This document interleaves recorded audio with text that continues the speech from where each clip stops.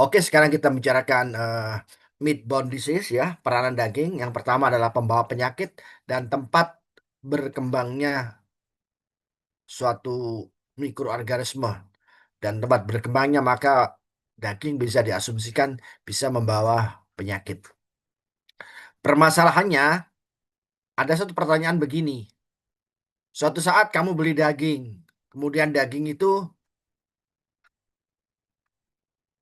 tercemar oleh suatu bakteri tertentu, ya, dan bakterinya berkembang biak di daging itu. Kemudian daging itu dimakan orang. Apakah ini zoonosis apa enggak ya? Silakan dijawab. Jadi ada daging terkontaminir kemudian dimakan. Apakah ini zoonosis apa enggak? Pertanyaannya itu. Dan orangnya sakit. Silakan. Saya kepingin tahu. Siapa yang bisa jawab? Enggak, tak ceknya ini. Eka Rizky Abelia. Silakan jawab, nak. Ji, Prof. Ya. Gimana jawabnya, Eka? Mohon maaf, Prof. Tadi bagaimana Ji pertanyaannya memastikan Ada lagi? daging di pasar. Ngerti ya? Ji, Ji, Kemudian tercemar suatu bakteri, bisa bakteri Brucella, bisa bakteri Clostridium, bisa bakteri, kemudian dimakan manusia. Ji. Kemudian manusianya sakit. Apakah konsep ini itu disebut penyakit zoonosis apa enggak? Kalau menurut saya, iya, Prof. Karena itu kan em, berasal dari salah satu bagian dari tubuh hewan. Dan nanti masuk ke manusia dan bisa menyebabkan penyakit. Dan itu sesuai dengan pengertian zoonosis itu sendiri, Prof. Oke. Salsa, coba salsa. 046, saya pengen tahu supaya nanti kamu pengertiannya saya perbaiki nih. Salsa, Ya, Prof. jawabannya zoonosis apa non zoonosis? Kalau menurut saya juga zoonosis, Prof, karena kan dari daging atau organ tersebut itu menimbulkan penyakit ke manusia nantinya. Seperti itu, Prof. Oke, sekarang yang ketiga. Prayudo Erlangga.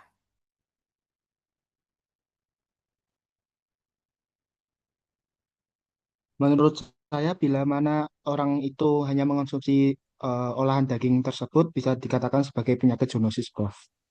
Oke ya. Oke, bagus bagus. Jawabannya bagus ya. Sekarang kamu saya tanya penyakit lain. Ini penyakit lain ya. Suatu saat ada seminar di Jakarta. Dikatakan bahwa COVID-19 itu dapat ditularkan penyakit lain ya. Dapat ditularkan lewat kucing dan anjing. Ngerti ya? Padahal kucing dan anjing tidak pernah sakit COVID-19. Ternyata permasalahan yang muncul, virus COVID-19 itu nempel di bulunya kucing dan anjing dan langsung terhirup oleh ownernya manusia. Sehingga manusianya menderita penyakit COVID-19 yang menghirup virus dari bulu kucing atau anjing. Permasalahan yang muncul, kalau kayak begini, ini zoonosis apa bukan? Tadita. Tadita jangan pura-pura tidak jawab. Ayo, Tadita. Iya, dokter. Apa? Zoonosis apa bukan? I. Kalau virusnya berasal dari hewan, mungkin itu bisa dikatakan zoonosis. Tapi kalau penularannya lewat bulu, itu kan tidak, penularannya tidak langsung, jadi bisa dibilang itu tidak zoonosis. Ini jawaban yang paling betul ya. Sekarang semua boleh ngetik namanya vomitis. Pakai F ya, vomitis. Coba diketik.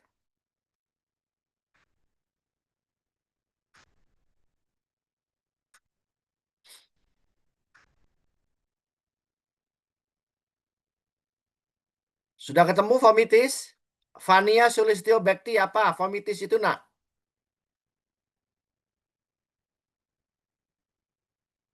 Fania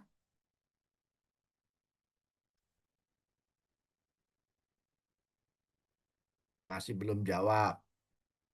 Mauli Dwi. Mauli.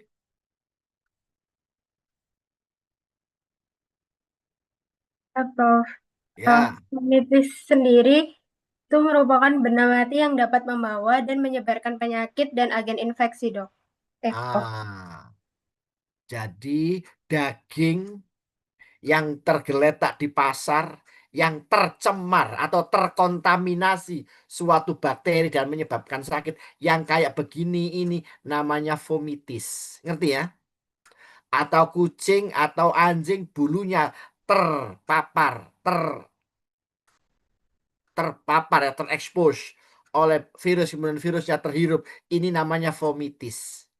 Begitu definisinya ini sebagai vomitis, maka tidak boleh disebut peristiwa itu sebagai zoonosis. Ngerti nak ya?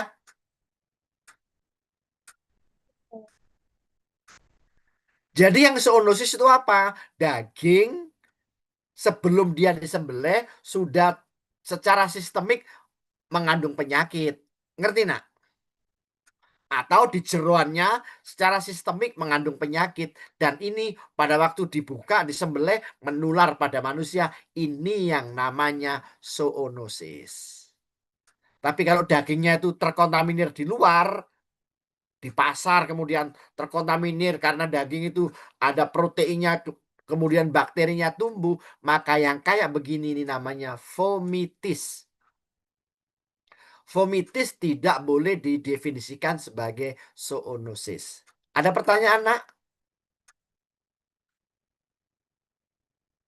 Alia Naira Hadi ngerti, nak? Ngerti, Prof. Oke ya. Natasha ngerti, nak? Natasha ya. Natasha Rizky Safira Arakas. Wih, namanya panjang sekali ini ya. Paham, Prof. Oke ya. Sekarang saya lanjutkan, oke. Jadi jadi cara ini berdasarkan ini sifatnya, kemudian ada dua. Yang pertama, daging itu nanti bisa menyebabkan intoksikasi, keracunan. Apa yang dibawa oleh daging, bukan terkontaminir loh ya, dibawa ya. Itu adalah bakteri Staphylococcus aureus dan bakteri Clostridium botulinum. Dan di samping meracuni, maka daging juga bisa menginfeksi manusia. Karena secara sistemik dia mengandung beberapa. Contohnya Salmonellosis bisa, Clostridium perfringens bisa, Bacillus cereus. Nah, ini macam-macam bakteri yang dikandung oleh daging pada waktu dia masih hidup mengandung itu dan bisa menyebabkan sakit ya. Bukan terkontaminir. Kalau istilahnya terkontaminir itu beda konsepsinya ya.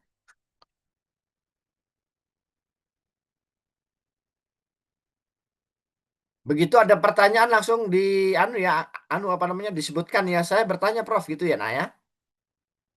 Oke. Botulinum ini nama-nama lainnya ya.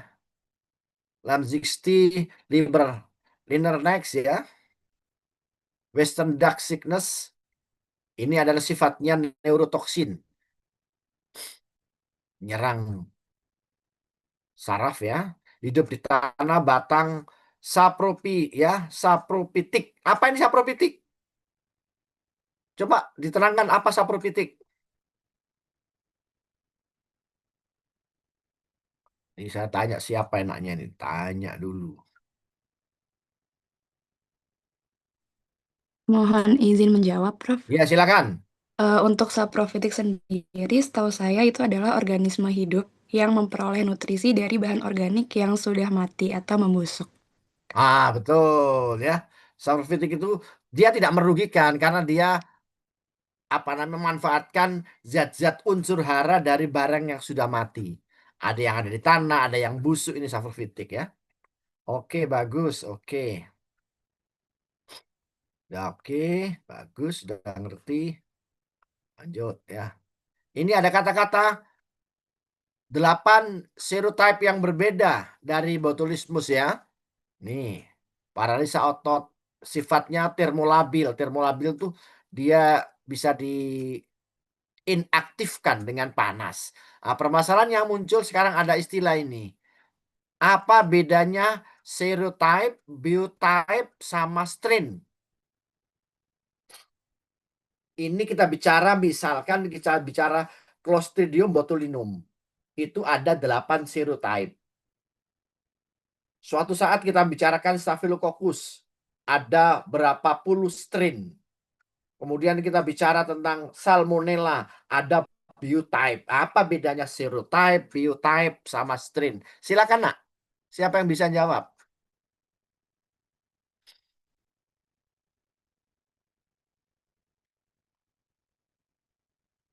Alia, coba Alia. Izin menjawab, Prof. Kalau Ya, serotype itu dia dibedakan berdasarkan antigennya atau reaksi imunnya.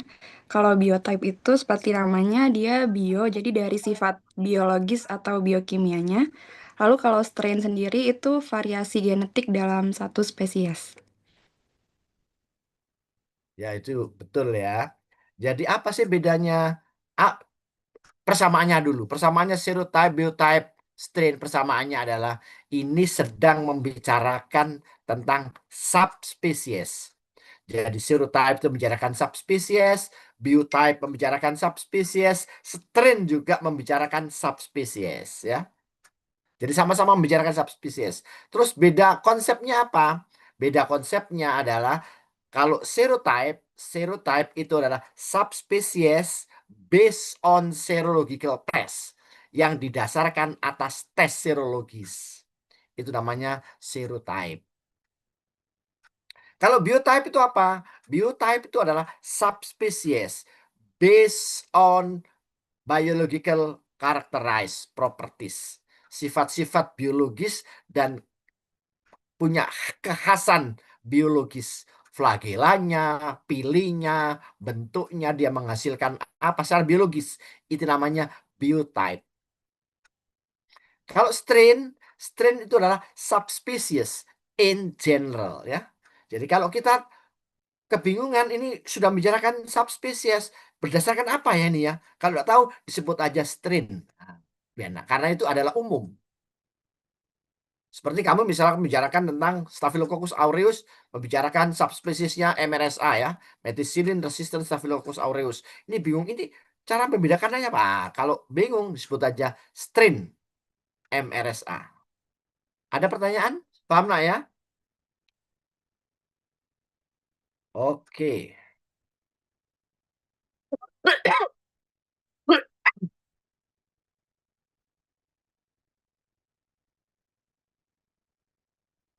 Ini tanda keracunannya 12 sampai 36 jam setelah mengkonsumsi ya. Gangguan perut, mual, muntah, ini sampai paralisis. Pemicunya wabah ya. Ini adanya spora, spora dapat berkembang biak, lingkungan mendukung, inaktivasi toksin ya, meskipun toksinnya itu adalah termolabil tapi tidak sempurna. Kemudian toksin tersebut yang belum aktif, tidak apa undercooked, termakan kita, maka kita bisa kena ya. Ini pencegahan wabah, maka proses pemanasan harus cukup.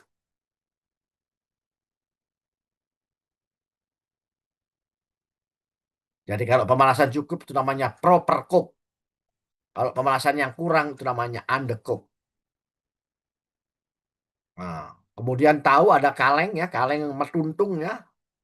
Melentung itu berarti ada gas yang dihasilkan ya. Nah, gas yang dihasilkan membuat kaleng melentung. Nah, biasanya kalau dibuka ada kehitam-hitaman, ada H2S-nya, baunya busuk khas.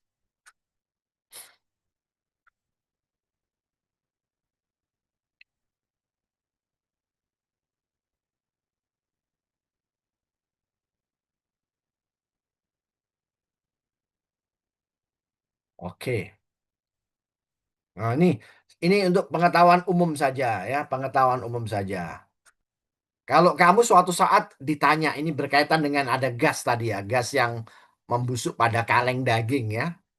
Suatu saat kamu ditanya sama orang, apa beda baunya BAB-nya orang Afrika ya, orang Nigeria sama BAB-nya orang Belanda? Coba diterangkan. Bau BAB ini berkenaan dengan kaleng yang membengkak. Nggak tahu ya.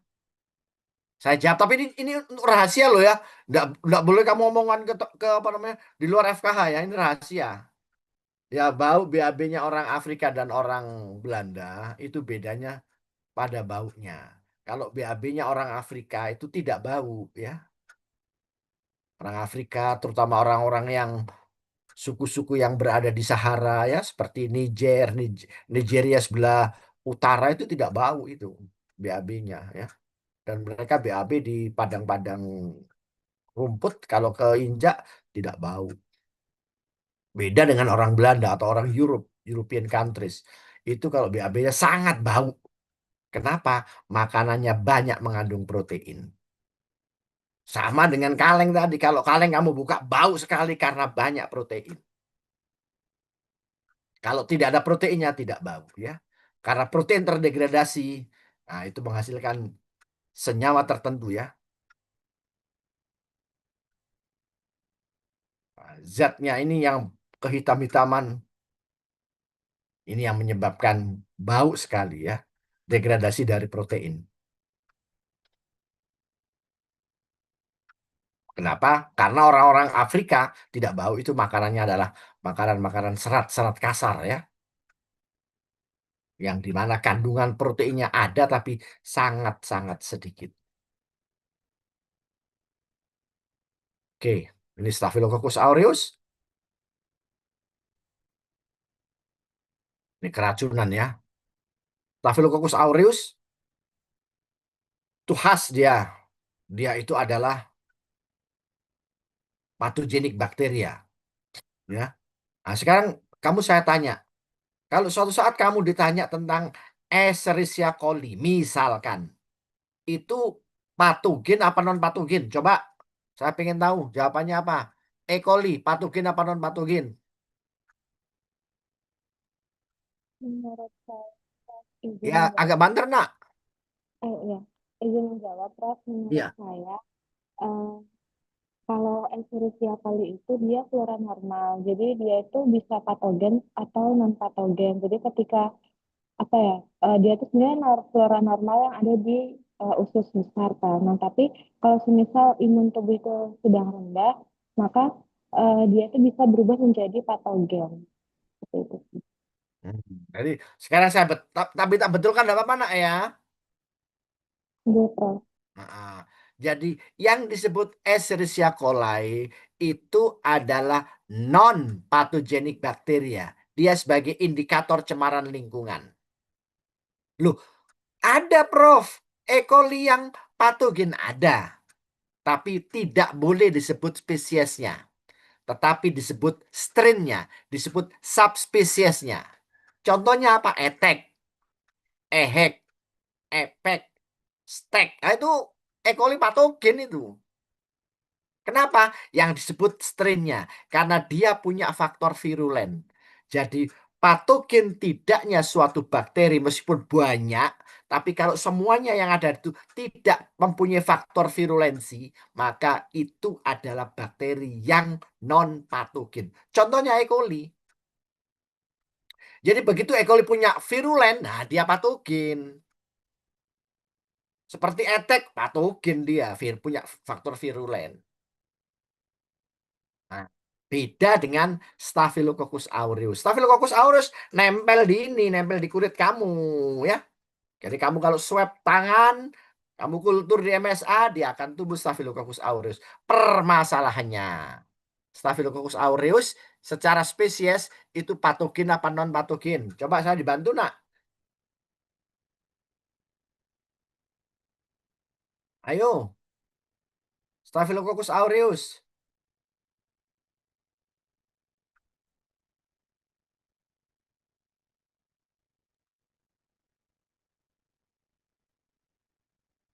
Coba Adelia.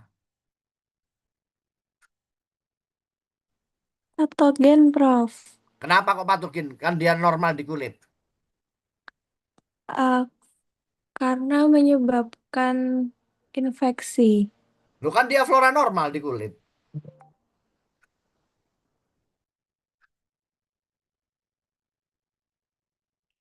Natasha. Staphylococcus aureus.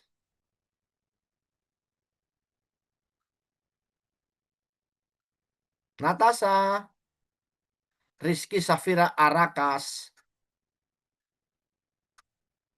Nggak jawab. Oke, Natasha silakan Natasha.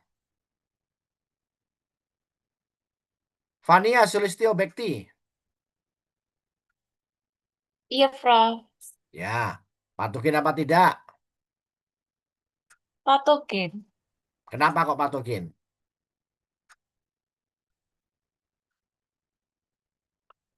Eh, Jawab. itu punya Kenapa nak? karena punya faktor virulensi. Iya betul. Karena Staphylococcus punya faktor virulen. Apa virulennya? Koagulase dia punya. Protein A dia punya. Nempel di sini. Dia sudah punya faktor virulen. Makanya Staphylococcus aureus langsung secara spesies disebut patogenik bakteria. Loh, tapi kok normal? Iya normal. Karena faktor virulennya tidak terekspresi menjadi protein. Dia terhambat oleh adanya garam pada kulit kamu, kulit manusia, kulit hewan, adanya kandungan garam. Nah, garam inilah yang menghambat pengeluaran faktor virulen. Begitu kamu garuk terus ya, suatu saat produksi garamnya berhenti. Nah, saat itulah Staphylococcus aureus mengeluarkan faktor virulennya. Terjadi inisiasi kolonisasi pada kulit kamu, terjadi abses. It's okay? Jadi setiap Staphylococcus aureus itu pasti patogen. Beda dengan E. coli. Kalau E. coli itu begitu disebut spesiesnya, dia non patogenik. Tapi begitu disebut strainnya yang ada faktor virulennya, dia adalah patogenik bakteria. It's okay? Paham nak ya?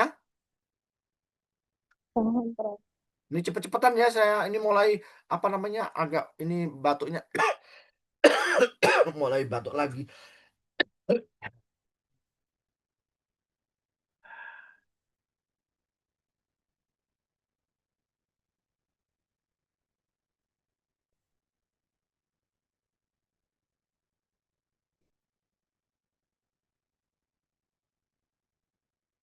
Nah ini kondisi terjadinya wabah, oke.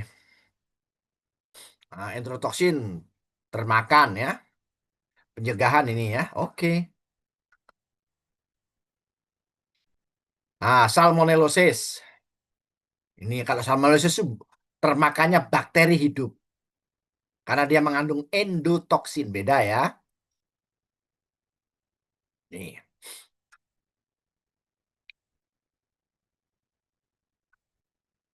Oke, kondisi. Oke, pencegahan. Pencegahannya bagaimana? Dihilangkan kontaminasinya, dimatikan bakterinya, kemudian pertumbuhan bakterinya dihambat. Oke. Ini brucellosis. Infertility. Ini saya ada pertanyaan. Apa bedanya infertility sama sterility?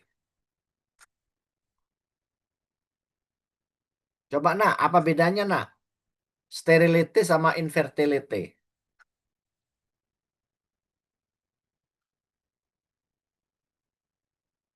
Izin menjawab, Prof. Ya sila.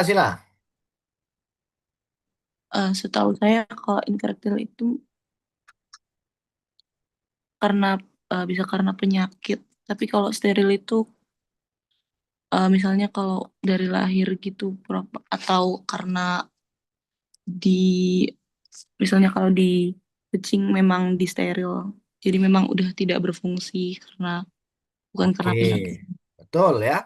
Jadi sterility itu adalah ketidakmampuan organ reproduksi untuk menghasilkan offspring. Nah, ketidakmampuan itu karena penyakit, karena buatan, ketidakmampuan. Dia sudah tidak mampu. Beda dengan infertility. Infertility adalah penurunan ketidakmampuan. Jadi ketidakmampuannya menurun. Biasanya dia bisa menghasilkan anak banyak, tiba-tiba anaknya dalam 2 tahun baru melahirkan lagi. Ya, ini namanya infertil. Tapi dia masih bisa ya. Tapi kalau sudah tidak bisa sama sekali, namanya sterility. Oke, nak ya, bisa ya, ngerti nak ya? Oke, penularan. Oke, gampang nih.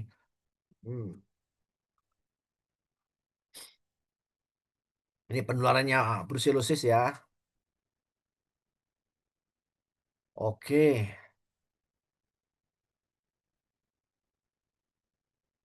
Nah, ini ada kata-kata brucellosis. Nah, sekarang ada pertanyaan begini, brucellosis. Suatu saat brucellosis itu menyebabkan atau dikategorikan sebagai zoonosis prioritas. Zoonosis prioritas. Pada suatu saat yang lain, brucellosis disebut non-zoonosis prioritas. Kenapa ya? Silakan dijawab, nak.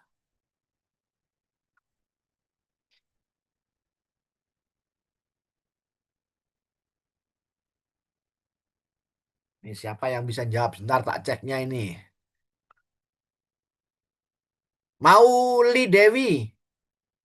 Kenapa suatu saat zoonosis prioritas itu ditempelkan pada brucellosis dan suatu saat yang lain non zoonosis prioritas. Suatu saat zoonosis prioritas. Kenapa ya?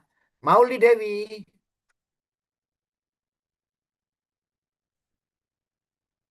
Nggak bisa. Adelia Sutio Rabbani.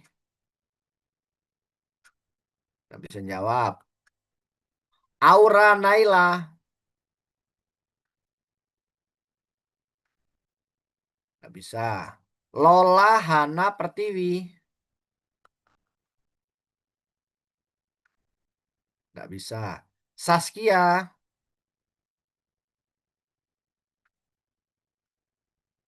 Nggak bisa. Rizky Amalia. Oh, ini ada putranya Bu Risma ini. Risma Putri Anastasia. Silakan dijawab, nak. Risma. Ya, Prof. Maaf, Prof. Nggak tahu. Halo, kenapa, nak? Kurang tahu, Prof. Nah, Maaf. ya, jawabannya memang kurang tahu ya. Oke, kita lanjutkan aja berarti ya. Kamu pengen tahu nggak, Risma? Mau, Prof.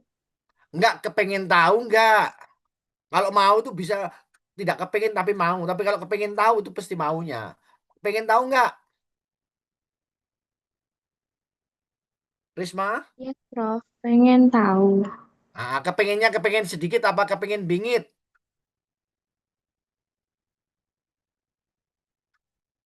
Kepengen bingit ya. Kalau pengen bingit saya jawab. Yes. Jadi suatu saat brucellosis ini dikatakan non priority for zoonosis disease ya. Dikatakan non priority. Kenapa? Karena pada manusia hanya sifatnya demam irreguler, demam intermittent. Nah, yang kayak begini ini brucellosis non priority zoonosis. Ngerti ya? Karena menyebabkan gejala yang tidak parah pada manusia. Tapi begitu menyebabkan gejala yang parah, maka dia disebut zoonosis priority. Beda agennya. Kalau agennya itu Brucella abortus, dia itu menyebabkan abortus pada hewan, sapi, tapi pada manusia hanya demam irreguler. Yang kayak begini namanya non-priority zoonosis. Tapi kalau Brucella melithensis yang disebarkan oleh kambing, ini yang berbahaya. Pada manusia menyebabkan meningitis dan gejala gangguan saraf. Begitu ada kata-kata gangguan saraf berarti dia itu parah. Parah berarti dia masuk prioritas zoonosis. Jadi zoonosis prioritas itu terdiri dari 2 kriteria. Rabies masuk kriteria zoonosis prioritas. Karena apa? 2 kriteria. Kriteria pertama adalah menyebabkan kematian pada manusia. Rabies mati manusia, maka dia masuk zoonosis prioritas. Dan yang kedua adalah gejalanya parah, severe impact. Dampak yang parah pada manusia. Contohnya apa? Contohnya adalah salah satunya gejala saraf. Ini disebut dampak yang parah. Brucella melitensis pada manusia meningitis dan gejala saraf. Ini yang namanya Brucella, tetapi dia termasuk zoonosis prioritas. Oke, ini depresi mental. Ini bukan karena Brucella abortus, tapi ini karena Brucella melitensis. Kalau sudah depresi mental, yang ini termasuk zoonosis prioritas. Ya, oke. Tapi yang ini demam irreguler, demam intermiten, ini karena Brucella abortus. Ini yang termasuk non priority of zoonosis. Karena Brucella abortus. Ada pertanyaan, Nak? Nggak ada ya? Oke, ini cepet-cepetan saya ini ya. Ini oke. Sumber infeksi ya, cairan abortus ini berarti kalau sudah cairan abortus ini berarti Brucella abortus ya. Oke, ini cepat ini judgementnya afkir sebagian yang terkena tadi ya.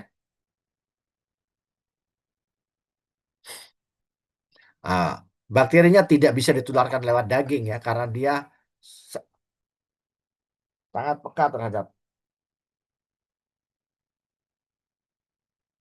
peka terhadap adanya asam laktat. Nah, sekarang Clostridium yang exotoksin ini ya.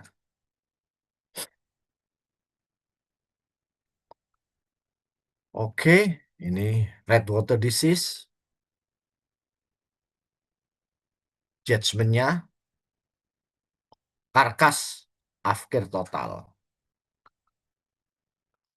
Ini Blackwater, Clostridium chovei ya.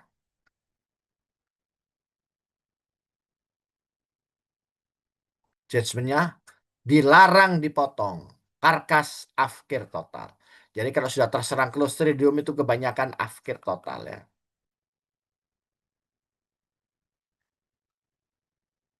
Nah, ini Clostridium tetani, hati-hati ya.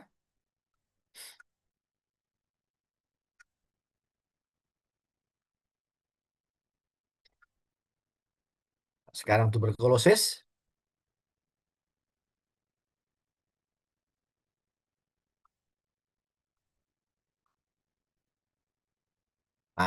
Untuk tuberkulosis itu biasanya dilihat judgementnya ya, dilihat daerahnya. Kalau yang di paru-paru, ini kan di afkir ya, di afkir yang terkena di afkir.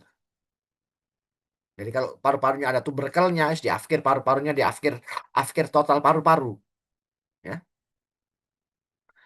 Tetapi kalau ini beda. Tetapi kalau sudah milier itu ada tuberkel kecil-kecil di ginjal. Sudah ginjal, maka kalau begitu ada ginjal, ada tuberkel kecil milier, maka di afkirnya bukan hanya ginjalnya, afkir total. Di Inggris TBC milier terjadi ya, bukan hanya tuberkel tapi milier kecil-kecil. Kalau sudah kecil-kecil milier, ini berarti afkir total. Biasanya milier itu tidak di paru ya, tetapi di ginjal. Oke. Demikian saudara. Hari ini 26 slide ya. Sudah saya jelaskan secara rinci. Ini nanti saya share ke ketua kelasnya ya. Ketua kelasnya WA-nya yang nomor 35 itu tadi ya. Terakhir 35 ya. Prof. Oke, nanti di-share untuk kelas A dan kelas B ya. Demikian, nggak ada pertanyaan, saya akhiri ya. Saya harus istirahat karena ini apa? Sudah mulai gatel-gatel terus ya. Saya Mohon akhiri. maaf Prof untuk absensinya. Untuk Absensinya absensinya gimana ya? bagaimana? Absensinya besok kamu ke VPH nak ya, bawa apa nak? Ini biasanya absensinya pakai apa nak ya? Untuk saat ini masih pakai QR, Prof. Pakai QR. Ini gimana caranya QR-nya? Saya nggak ngerti ini. Mungkin bisa diabsenkan besok saja ya, Prof. Saya ke VPH menemui Prof. Oke, besok aja diabsenkan nak ya. Ah, Baik, Prof. oke, saya tunggu besok ya.